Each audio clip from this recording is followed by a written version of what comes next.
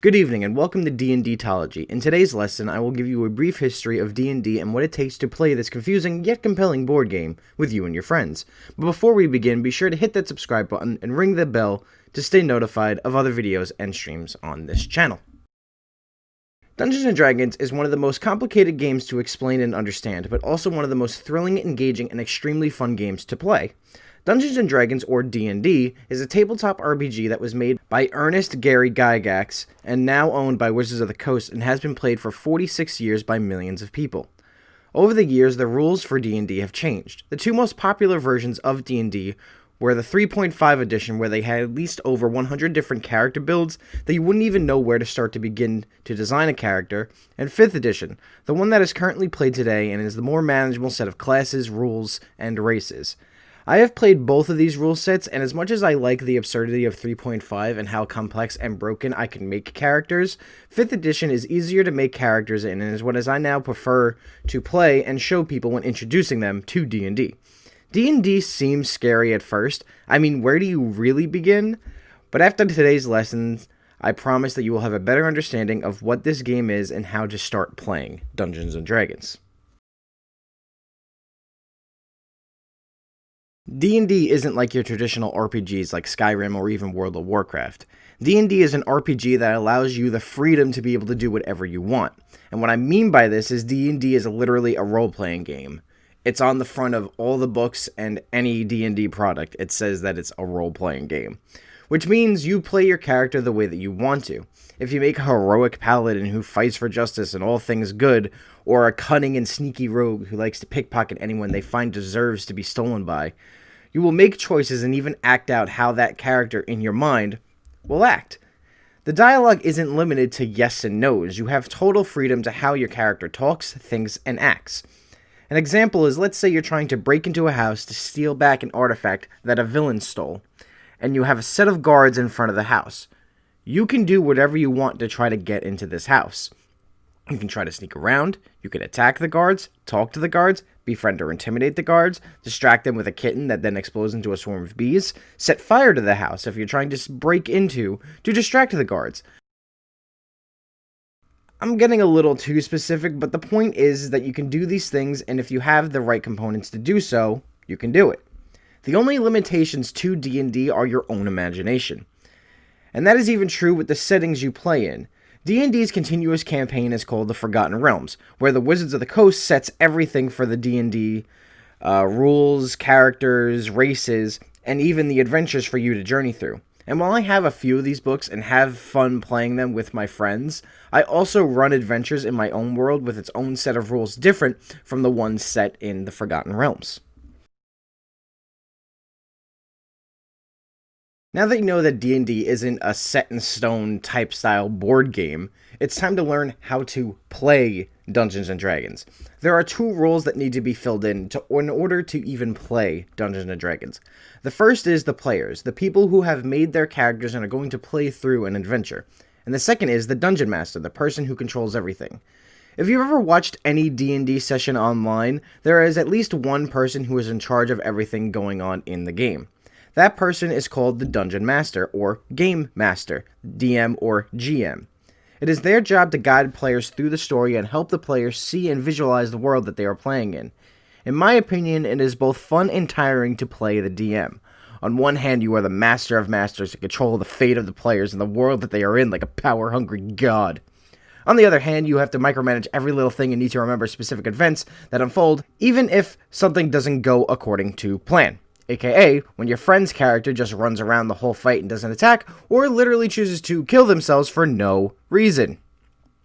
However, being a DM and even a player, you must know the rules to D&D, and those rules are all placed in the two main books of Dungeons & Dragons, the Dungeon Master's Guide and the Player's Handbook. The DM's Guide is literally that, a guide on how to DM, and it also has all the rules of D&D and how to handle certain situations. And the Player's Handbook, which also has a set of rules, but also the rules to build your characters. The Player's Handbook is the one book that you're always going to need in order to start playing Dungeons & Dragons. The Player's Handbook shows you how to build your character by rolling your stats, picking your race and class, and leveling up, and just also general game knowledge for Dungeons & Dragons.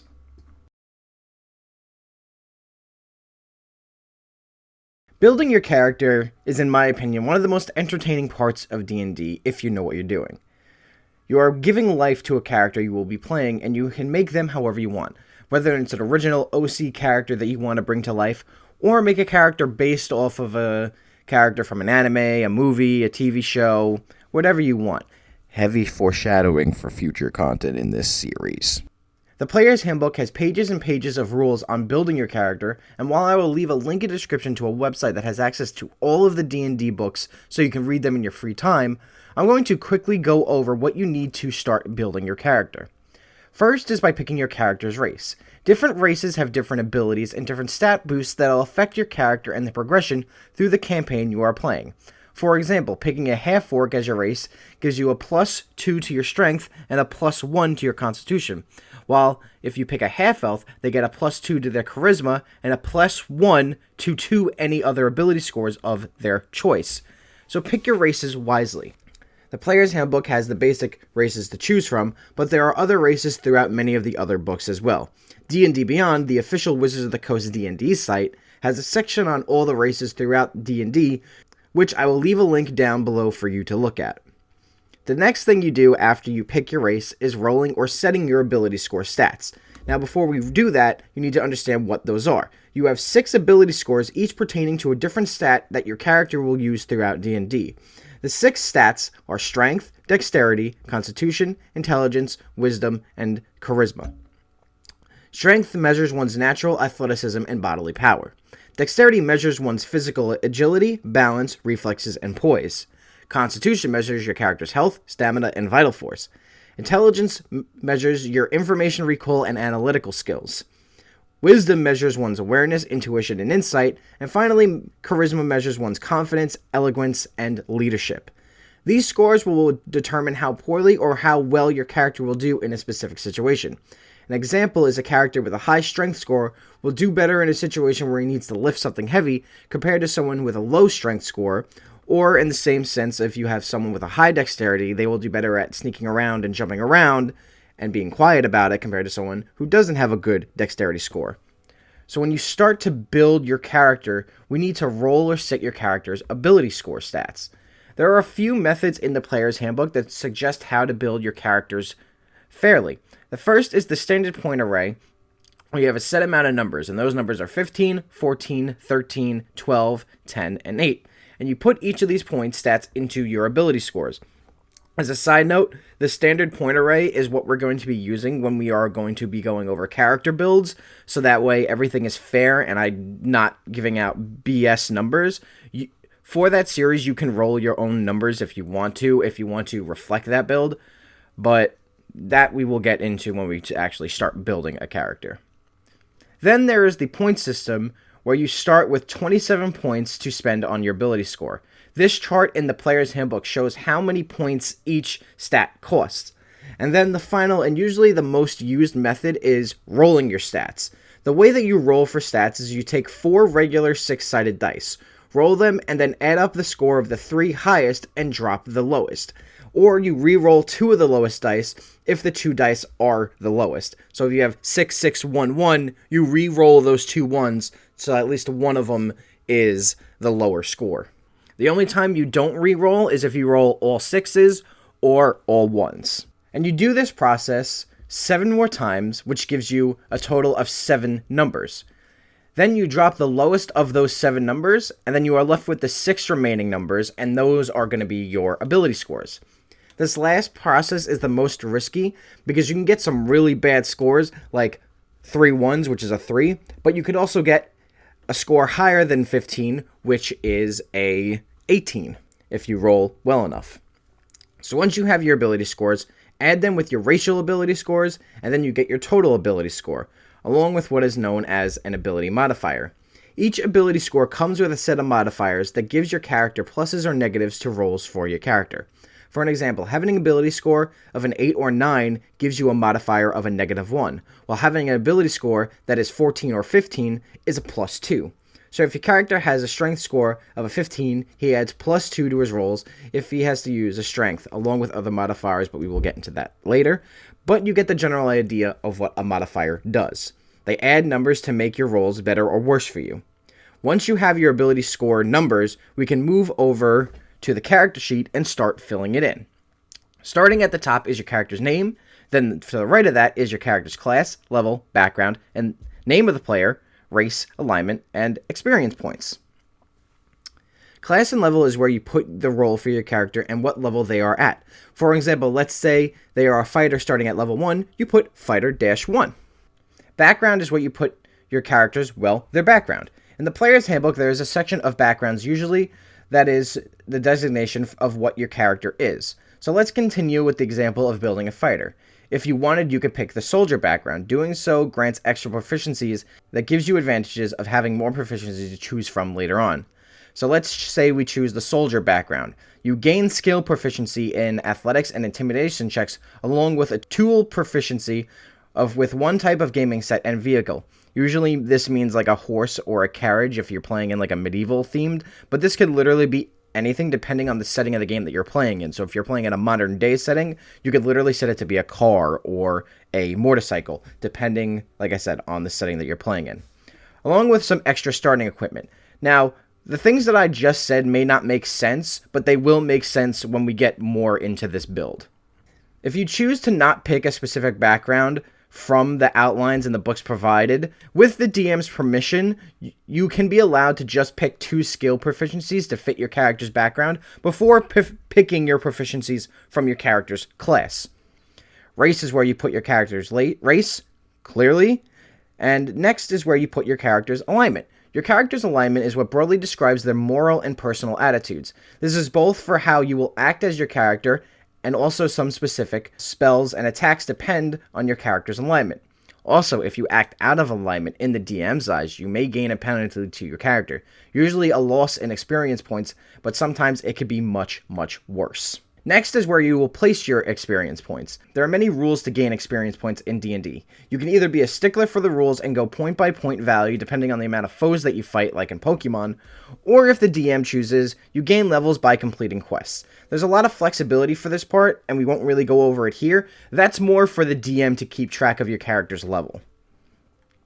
Up next, on the right side, you will see personality traits, ideals, bonds, and flaws. This is all personal information for your character that you can put here. Usually ideals, bonds, and flaws is the stuff that you can get from your character's background from the player's handbook. But you can also put your own information here if you choose so. Below that, you will see a box labeled features and traits. This box is where you write down your character's race, features, and also use his class features and traits here as well. Now, if we move to the left side of the sheet, comes the hardest part of making the character, all of the numbers. Starting on the left side, you'll see the slots where you put your ability scores and their modifiers. To the right of that, you'll see proficiency bonus, saving throws, and skills. Your proficiency bonus comes from your character's level. To know your proficiency score is based on your level. Look at the chart in Chapter 1 of the Player's Handbook on page 15. So when you are at level 1, your proficiency bonus is a +2, unless you have a feat that increases it. Up next is your saving throws and skills. Saving throws are based on your character's first class. Each class has different saving throw proficiencies, so be sure to choose your class carefully beforehand. And keeping with this character's build, because they are fighter, they have saving throws in strength and constitution. So you check off those little boxes next to both of those. How you calculate your saving throws is you add up your ability score modifier plus your proficiency bonus, but only for those of your class. The other saving throw stats are just the base modifier of your character. So with this build, you only add the strength modifier and the constitution modifier with the proficiency bonus. Up next is your class skills. This is the same concept as the saving throws, except you get to choose the skills you are proficient in based on the character's class. This is where you put your character's background skill proficiencies that we got a while ago with the soldier background. So a fighter gets to pick 2 skills from the list given here, which are acrobatics, animal handling, athletics, history, insight, intimidation, perception, and survival. And because we made them have the soldier background, they already have skills in athletics and intimidation. And because of this, you don't have to choose those 2 things. However, you can't also just pick those again to try to double that score. That's not how D&D works. So with keeping with this build, let's pick acrobatics and perception on top of athletics and intimidation that we got from the soldier background. You add those scores like we did the saving throws, only adding the proficiency bonuses to the skills that you chose and or got. And there are your skill scores. You'll also have a slot for something called Passive Wisdom, which is based on your perception check. What you do is you take the number 10 and then add either your wisdom modifier or your perception score, whichever is higher, to get your passive wisdom score. This is more for the DM to make rolls against your character to see if they can sense something or be oblivious to stuff. Below that is your other proficiencies in languages. This is where you put your class proficiencies, like if they are proficient with certain weapons, armors, and tools, along with the languages they know. Knowing a language is dependent on your race, which is where you put here as well. To the right of that column is your equipment and currency box. When you are building your character, the player's handbook gives your character starting equipment. This is based on the class that you pick. So sometimes on these lists, it lets you choose some items from that equipment selection for your character to start out with. And then you also are given your starting gold, which is based on your character's starting class as well. This chart is found on page 143 in the player's handbook. Above that box is your attack and spell casting box. Here is where you will put your weapons, attacks, damage scores, along with your character's spells if they have any. Above those is your character's hit points and death saving throws. Your character's hit dice is dependent on your class level and constitution modifier. Each class uses a different size dice for their hit dice. So in continuing with our fighter, he uses a D10, which is one 10-sided dice, while a wizard uses a D4, a 4-sided dice for their hit dice. Although starting out at level 1, your starting hit points is your max dice size score plus your constitution modifier. So for our fighter here, it's 10 plus his constitution modifier at level 1. And every level afterward he gains, he has to either roll a D10 or take the base of 6 points plus his constitution modifier. And that's only if he chooses to level up as a fighter. There is the whole multiclassing thing, but we will make a whole separate video for multiclassing. Above your hit points is your character's armor class, initiative, and speed. Your armor class is based on your character's dexterity score, plus any armor and or shields, and plus 10 to make your armor class. What your armor class does for you is it makes the score total that the DM or other players have to beat out in rolls in order to be able to do damage to your character. Some classes benefit from not wearing armor and have abilities to compensate for the lack of armor, but generally you're going to want to wear armor if you're not those specific classes. Your initiative scores is just based on your dex modifier, and sometimes it's also based on that plus a feat that you have to make it a little bit better. And your character's speed is dependent on your character's race, and sometimes even your class level in case of a monk, because monks can get increased speed the higher level that they are.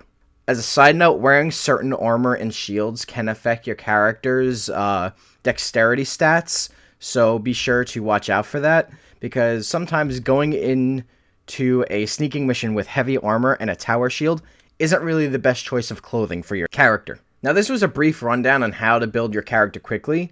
I would suggest definitely reading the player's handbook, as it'll explain things in more detail than I describe them, but hopefully this kind of helps you out a little bit. Since we finished the character creation, let's go over the items you will need to be able to even play D&D. The first items are things that we've actually been using, but never really went over, and that's the dice. In order to play Dungeons & Dragons, you need 6 different types of dice. A D4, a D6, a D8, a D10, a D12, and a D20.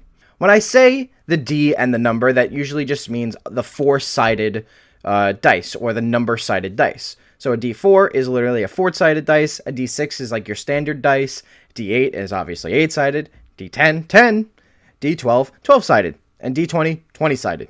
Very simple to understand. The D4 to the D12 are used for a variety of things.